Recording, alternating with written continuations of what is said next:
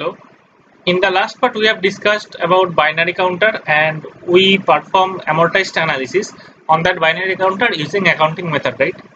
In this part, we are going to discuss about potential method. Okay, the final mechanism or final way to perform amortized analysis on a data structure. Okay, on the operations of the data structure. So to discuss potential method, first we have to understand what does the word potential mean.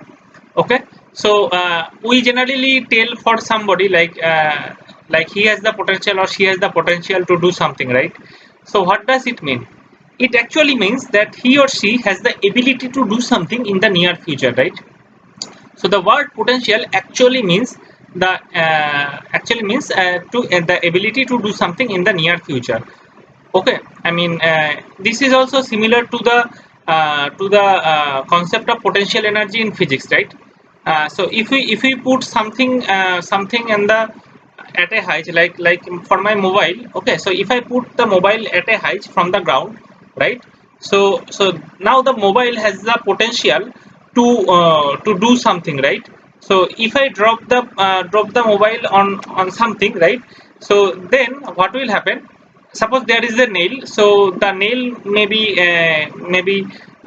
getting inside some wood, right? So now the when I put the my mobile at a height, right, it has got some potential to do something in the near future, right? So it has got some energy in it, using which it can do some work. Okay, so now what we have in the potential method, so you will understand or you will see that the potential method is similar to the accounting method. uh, I mean, here also you can have different amortized cost for different operations of the same data structure. But what we will do here, the concept of credit will also be here in the potential method, but we are going to call the credit as potential or potential energy. Okay, so the credit is stored here as a potential or potential energy of the data structure. Okay, so in accounting method, what we are going to what we told is that whenever we have some overcharged operation, so that is giving some credit to the data structure which it can use to for the undercharged operation, right? Now what we are going to tell over here is that if we have some overcharged operations on the data structure, then we are going to tell that that overcharged operation is going to give some potential energy to the data structure, which this data structure is going to use for the undercharged operation. Okay, so for example, if once some items are pushed in the in a stack, then the stack has the potential to be popped, right? So this is how we use the terminologies in the potential method. Okay, or when we do the amortized analysis using potential method. So now to do this to do this analysis using potential method, we have to have a potential function. Okay, so we have to define a potential function that will determine the potential of the data structure. Okay, so that potential function is basically heart of this analysis using potential method. Okay, so let us see so how we are going to do that. So what will be the mechanism? So we'll start with an initial data structure D0 on which an operation has to be performed. So we have a data structure D, and D0 means the state of the D suffix I is going to be defined as the state of the data structure after ith operation. Okay, so D0 is after 0th operation, mean initial state of the data structure. Okay, so the initial state of the data structure is defined by D0.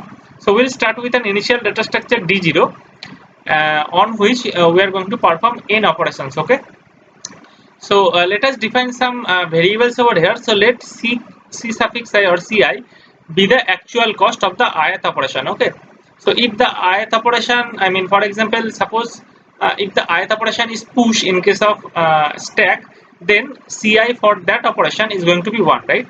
Because actual cost of push is 1. Similarly, actual cost of pop is also 1. So if the ith operation is pop for a stack, then the Ci is going to be 1. Okay, so Ci is the variable Ci is representing the actual cost of ith operation. Okay, now we are defining Di as the data structure after ith operation, or you can also tell the state of the data structure after ith operation. Okay, so that is what di is. Next we have potential function, which we are denoting by phi, right? So what is phi? Phi is basically I mean a potential function which takes the state of the data structure as input, and gives a real number, which basically gives the potential associated with the data structure. Okay, so a potential function phi will be there, which basically maps from the di, it means the data structure after ith operation, to a real number.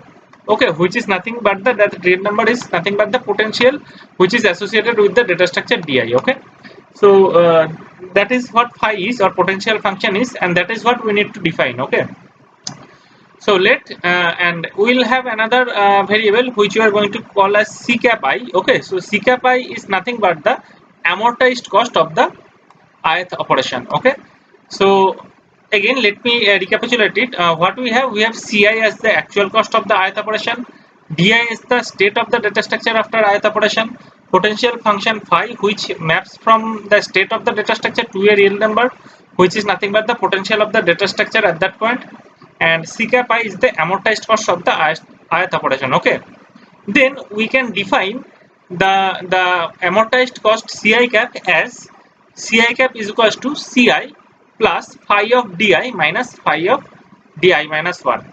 So what is so this is your amortized cost. So how it is defined? It is defined as the ci, which is nothing but the actual cost, right? Then phi of d minus phi of di, it means that the potential of the data structure after ith operation minus potential of the data structure of before ith operation, right?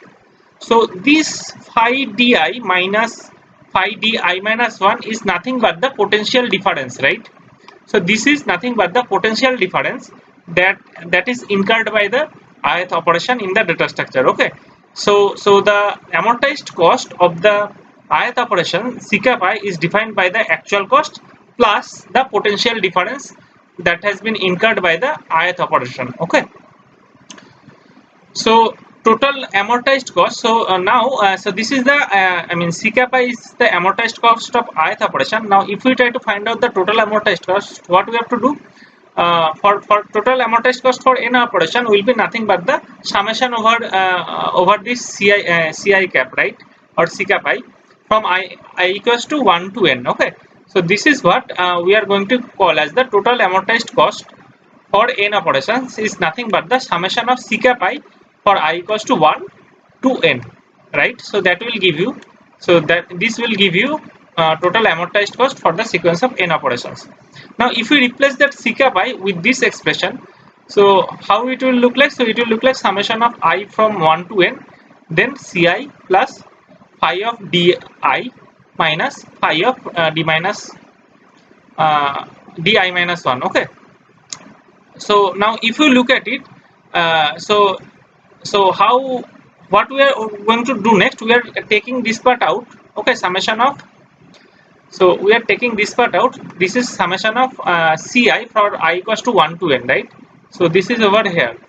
So what does it means? So ci is your actual cost of ith operation, right? So summation over ci is giving you the total actual cost. Okay, so this is giving you total actual cost, and here we are considering the total amortized cost. Okay, so this is your total actual cost. Okay, plus what we have the potential difference between I mean once the n operation is completed, right? So this is your potential of the data structure after the nth operation, and this is your potential of the data structure initially, right? So this whole thing is giving you the potential difference of the data structure after all the n operation has been performed, right? Now so how we are getting this? So if you expand this term, I mean summation of phi di minus phi di minus 1, you will see that, so how it will do? So you will see that the intermediate potentials are being cancelled out one by one. I mean, so if we consider like I equals to 1, then if and you try to expand, so what it will look like, you will have phi of d1, right, phi of d1 minus phi of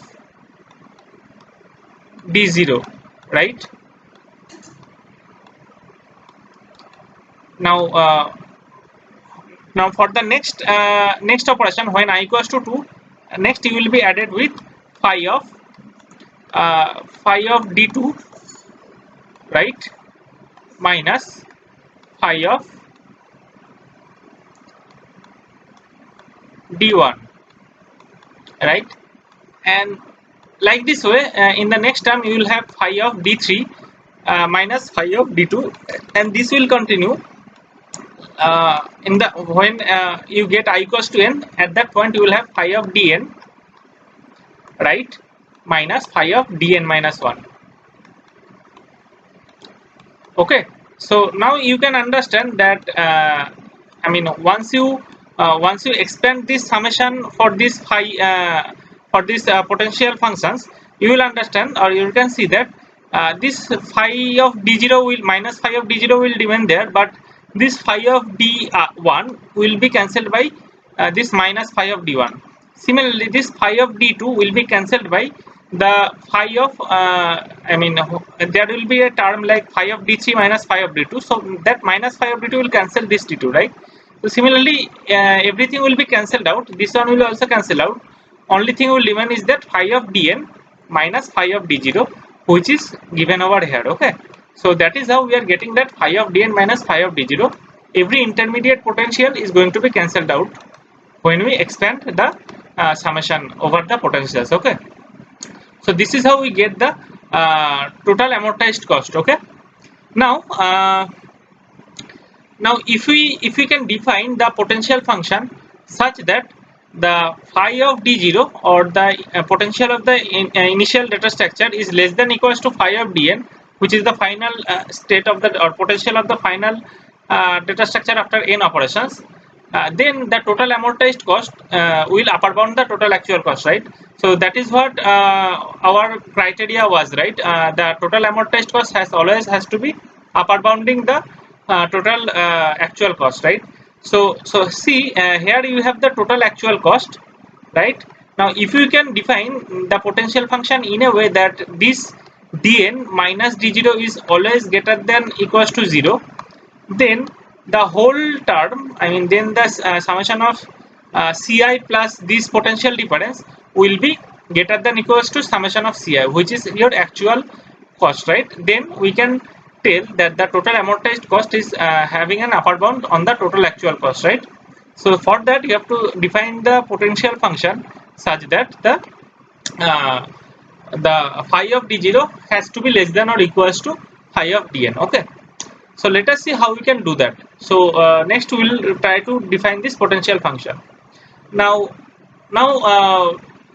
to make it phi of d0 less than phi of dn, we have to define the potential function in a way that phi of d0 has to be less than or equals to phi of di. Okay, for all I, means for all I greater than 0, this condition, I mean, you have to define the potential function in a way that this condition should hold. Why? Because we do not know how many operations are going to be performed, right. So there could be I mean, sequence of 1 operation, sequence of 2 operations, sequence of 100 operations. We do not know what could be the value of n. Now to ensure that the upper bound condition holds, means the phi of n minus phi of 0 becomes always greater than equals to 0. Okay, we have to ensure that the phi of d0 becomes less than or equals to phi of di for all I greater than 0. Okay, so that will guarantee that the upper bound condition will be true for any sequence of operations. Okay, so let the value of n be anything, the upper bound condition will be hold if we can guarantee that the phi of d0 is less than equals to phi of di for all I greater than equals to 0. Okay, so now how so to simplify the idea, what do? We generally assume that the initial data structure has the potential function or potential value as 0. So we will generally assume that the initially the potential of the data structure is 0, and if we can show that the potential of any data structure I mean data structure after any ith operation is greater than equals to 0, then we can ensure this one, right? So if we can I mean if so this is what we are going to do. Okay, so now if we have phi of di, now if we have phi of di minus phi of di minus 1 greater than 0, so if we have these conditions, means the potential after ith operation minus the potential of the uh, data structure before the ith operation is greater than 0, it means that the ith operation is increasing the potential, right? So this term is giving you nothing but the potential difference after ith operation, right? So if the potential difference after ith operation is greater than 0, it means that the ith operation is overcharged. Okay, similarly if it is less than 0, if the potential difference of the ith operation is less than 0, it means that the ith operation is undercharged. Okay, so then what will happen, then the actual cost for this undercharged operation is basically being paid by the potential of the data structure. Okay, and hence for an undercharged operator the potential of the data structure is going to decrease. Okay, so now finding out the to find out the potential function of a data structure is basically key for this method of amortized analysis. Okay, so for the potential method, to perform amortized analysis using potential method, you have to find out the potential function. Okay, there is no general rule. You have to find out the potential function based on the data structure you are going to analyze. Okay, so let us see one example. The first example, as always, is the stack operations. Okay, so what should be phi, or what should be the potential function? See, you probably guess it by the time, because I have already told you. So the potential function of the stack operations or for the stack has to be the number of object in the stack. Okay, so if there are some number of, if there is some object in the stack, then only the stack has the potential to be popped out, right? So initially the stack will have no object, right? So that means that initially the potential of the stack is 0, right? So so initially there is an empty stack, so that is d0. So phi of d0 is 0. Okay. Now phi of di has to be greater than equals to 0 to ensure that the upper bound condition is solved, right?